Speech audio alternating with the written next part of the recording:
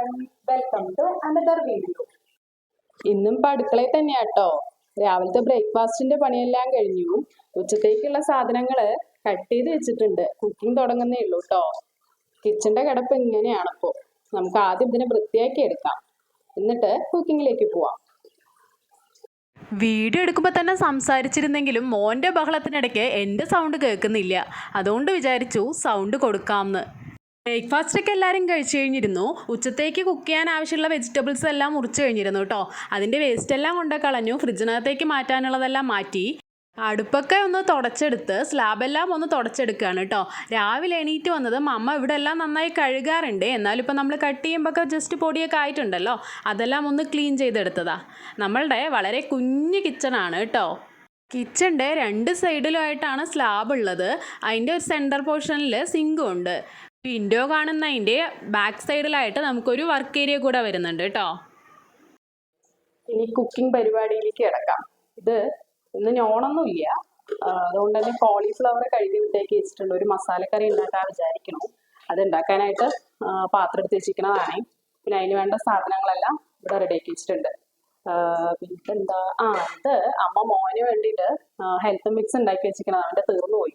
അപ്പോൾ നമ്മളിതിൻ്റെ video upload ചെയ്തിട്ടുണ്ട് കേട്ടോ നമ്മളുടെ ചാനലിൽ.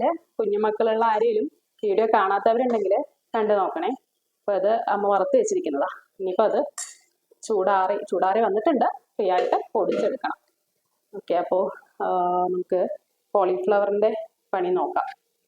അതല്ലാതെ രസമാണ് കേട്ടോ. പിന്നെ നമുക്കൊന്ന് ഒഴിച്ചു കഴിക്കാനായിട്ട് രസം അമ്മ ഇവിടെ 2-3 ടൈപ്പിൽ വെക്കാറുണ്ട്.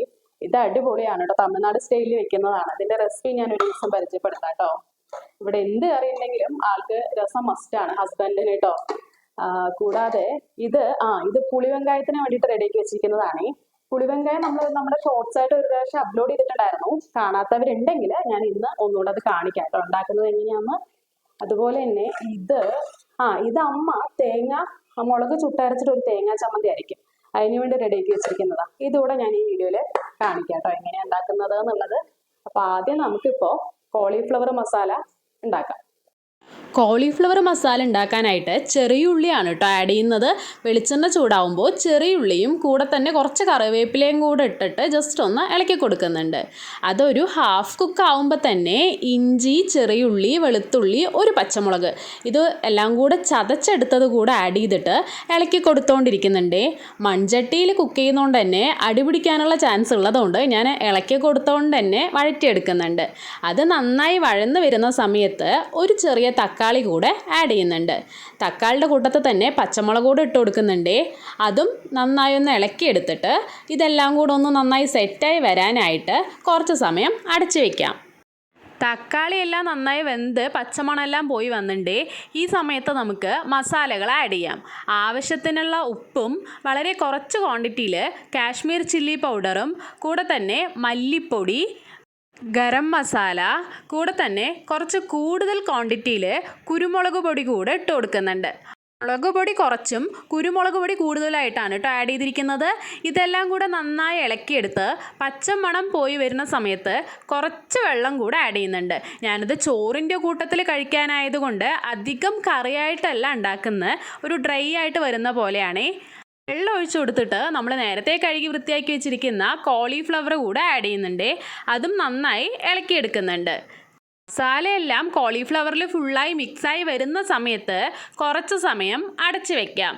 ഇത് സെറ്റായി വരുന്ന സമയം കൊണ്ട് നമുക്ക് പുളിവെങ്കായവും ചമ്മന്തിയും എങ്ങനെയാണ് ഉണ്ടാക്കണമെന്ന് നോക്കാം. പുളിവെങ്കായത്തിനായിട്ട് ചെറിയ ഉള്ളി ചെറുതായി അരിഞ്ഞതിലേക്ക് നമ്മളുടെ വറ്റൽ മുളകുണ്ടല്ലോ, അത് അടുപ്പിൽ ചുട്ടെടുത്തതാണ്. അത് ഇട്ട് കൊടുത്തിട്ട് അതിൻ്റെ മുകളിലേക്ക് കുറച്ച് പുളിവെള്ളം ഒഴിച്ചു കൊടുക്കുന്നുണ്ട്. കൂടെ തന്നെ ആവശ്യത്തിനുള്ള ഉപ്പും കൂടെ ചേർത്ത് കൈ കൊണ്ട് നന്നായി തിരുമ്മി ഉടച്ചെടുക്കുന്നുണ്ട്. ഉടച്ചെടുത്ത ശേഷം അതിൻ്റെ മുകളിലേക്ക് കുറച്ച് വെളിച്ചെണ്ണയും കൂടെ ഒഴിച്ച് ഒന്ന് ഇളക്കിയെടുത്താൽ പുളിവെങ്കായം റെഡി. ഇന്നൊന്ന് ഉണ്ടാക്കുന്നത് മുളക് ചുട്ട തേങ്ങാ ചമ്മന്തിയാണ്. അതിനായിട്ട് ആദ്യം തന്നെ മുളക് ചുട്ടെടുത്തതാണ് ആഡ് ചെയ്യുന്നത്. കൂട്ടത്തിൽ 2 ചെറിയുള്ളി, ഒരു കുഞ്ഞു കഷ്ണം ഇഞ്ചി, 2-3 കറിവേപ്പിലയും കുറച്ച് പുളിയും ആവശ്യത്തിനുള്ള ഉപ്പും കൂടെ ചേർക്കുന്നുണ്ട്. അതിനുശേഷം അതിലേക്ക് തേങ്ങ കൂടെ ഇട്ടിട്ട് വളരെ കുറച്ച് ക്വാണ്ടിറ്റിയിൽ വെള്ളം ഒഴിച്ചെടുക്കുന്നുണ്ട് കേട്ടോ. എരിവിനായിട്ട് നമ്മൾ ചുട്ട മുളക് ആഡ് ചെയ്തിട്ടുണ്ടെങ്കിലും ഒരു കളറിനായിട്ട് ഒരു കുഞ്ഞു നുള്ള് കാശ്മീർ ചില്ലി പൗഡർ കൂടെ ആഡ് ചെയ്യാറുണ്ട്. ഇതെല്ലാം ചേർത്ത് അരച്ചെടുത്താൽ ചമ്മന്തി റെഡിയായി. ഈ സമയം കൊണ്ട് നമ്മുടെ കോളിഫ്ലവർ നന്നായി വെന്ത് മസാലയെല്ലാം പിടിച്ച് വന്നിട്ടുണ്ട്. ഇനി ഇതിൻ്റെ മുകളിലേക്ക് കുറച്ച് കറിവേപ്പിലയും കൂടെ ചേർത്തൊന്ന് ഇളക്കിയെടുത്താൽ കോളിഫ്ലവർ മസാല റെഡിയായി.